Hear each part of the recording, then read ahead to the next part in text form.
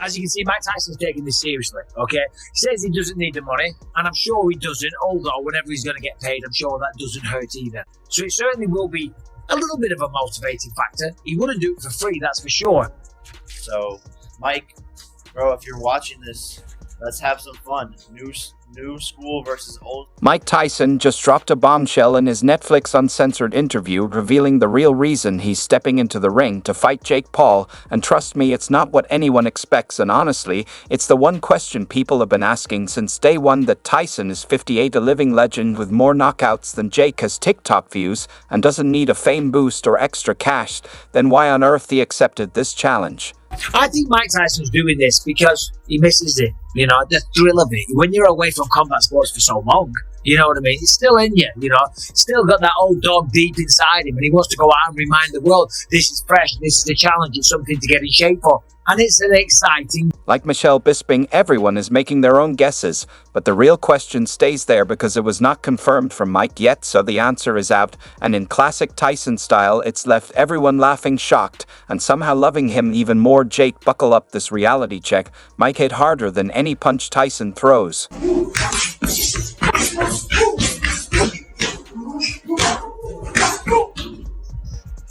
Day 4, no, it was okay. But you don't know what you got in store, baby. You got to feed the God of War. Get ready, baby. Fire. So despite the jaw-dropping $20 million Tyson is expected to rake in from this showdown, he insists money isn't what's driving him. Yep, the man who's earned a colossal $430 million throughout his legendary career wants us to believe it's not about the cash, and honestly, fair play to him. This isn't some midlife crisis fueled by dreams of another gold-plated mansion. No, according to Tyson, this fight is about something way deeper and wilder than a simple payout. He describes it like a spiritual calling, almost as if stepping back into the ring is his destiny, a sacred ritual to embrace that unstoppable warrior spirit just one more time. Talked to me on the podcast before. The first time you came on and you said, I can't even work out. Because if I work out, my ego will get excited. But I did this Toad, and this Toad, I said, you gotta do it. I said, you have to do it. The Toad told you. You have to. The DMT told you time to fight. Wow. See, it's not just about the adrenaline rush of a knockout punch or the crowd roaring his name. No, for Tyson, this is personal. He talks about having an itch, a feeling that's never really left him, a gnawing, insatiable drive that keeps him coming back, even at 58. It's something most of us probably don't get. After all, our biggest itch is usually whether or not to hit snooze one more time. But for Tyson, this need is a raw-consuming force. Money can't fix it, and fame doesn't quiet it for him. It's about pure self-fulfillment and some deep sense of redemption. He wants to feel alive, reconnect with that primal part of himself, the one that defined him when he ruled the boxing world. It's vulnerable, almost poetic, and somehow exactly what makes this fight feel like way more than a standard celebrity matchup. You gotta do it. You have to do it. The Toad told you. You have to. The DMT told you time to fight. Wow. I lost the weight. Then it turned into a fiasco, and then the young guy. But hold on, this isn't just Tyson versus Jake Paul, it's Tyson versus himself. Over the years, the man has evolved from a powerhouse steamrolling opponents into a reflective soul with some seriously intense spiritual beliefs. And no, this isn't the kind of spirituality where you light a candle and do a bit of yoga. We're talking about Tyson's full embrace of meditation and exploring the demons within. He's learned to seek confidence, not as a word, but as a kind of mystical power. Seriously, he believes confidence is magic, the kind that can move mountains, or in his case, crush a man with a single swing. He's built his whole life around that magic, making his entire existence a monument to self-belief. Into a fiasco, and then the young guy, Jake Paul. Yeah. Jake Paul, he got involved.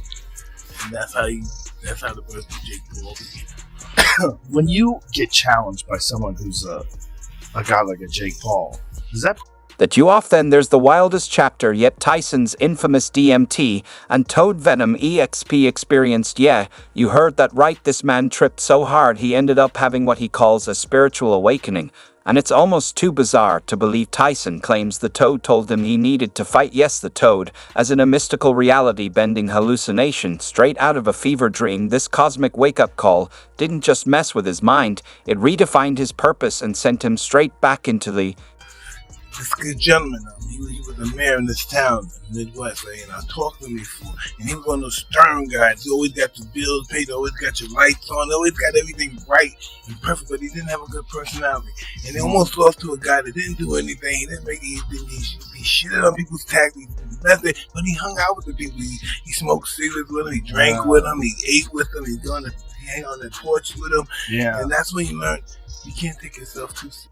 He's dead serious when he says this isn't just a fight, but a divine mission, and you can see it in his eyes. He believes he's been chosen for this, destined to be doing exactly what he's doing, and who are we to argue with someone so committed to their cosmic calling? This sense of destiny, this unshakable belief in his own spiritual invincibility, makes the whole event feel almost otherworldly. Tyson doesn't just think he's still got the power to punch like a freight train. At 58, he believes he's unstoppable, blessed, immune to the naysayers and critics. Each jab and hook in the ring isn't just a boxing move, it's a bold declaration of his rebirth, proof of the relentless mental work he's put in to figure out who he is. So forget about this being just a money grab match. It's a high-stakes spiritual quest, a shot at redemption, and whether he wins or loses, it's a chapter that makes Tyson's life story even more legendary. And on the other hand, Jake Paul isn't just stepping into the ring, he's throwing gasoline onto an already raging fire. On October 5th, he made headlines appearing on the Impulsive podcast and issuing a $5 million